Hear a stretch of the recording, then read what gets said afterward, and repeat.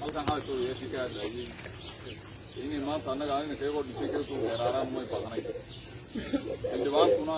waa ninkii sharciga hayay ninka sharciga asagoo hayay sharciga si loo yaqaano sharciga gacanta ku fushanaya annaguna sharciga gacanteedu ma ku fushanayna hadda xukuumaddiina iyo hadda Axmed Abdulsiin habayeenaas oran waxa seen qaadaniyo waxa saas qaaday marka waxa yeelina waxaan anagu yeelina in geedaasan suuleynay halka xildhibaanka ka dibaaysana anagu reermaan oo yaday qabiil lama soo qaadan cidna ma soo qaadan cidii dembiga ka shan qaadan isbiyana Soomaan qaadan isbiyaan uu tabiya isbiyaan uu tabiya isbiyana la joogo midna ma jiro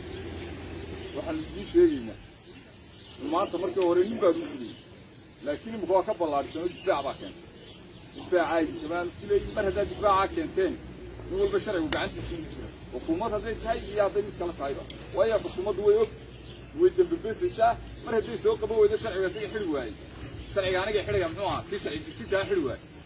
aniga sharci ma qabto halkan doonaamaan ka talaadsanaya ninkan oo waan iskarana waan isnaqaana oo waxba qolo qolayn ودياشينا من القناع سمية دفاع على صوت على عيب إسلام سايرنا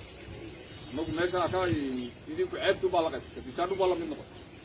وين كواحد نسمع يقف خلاص على أصلا والله مركا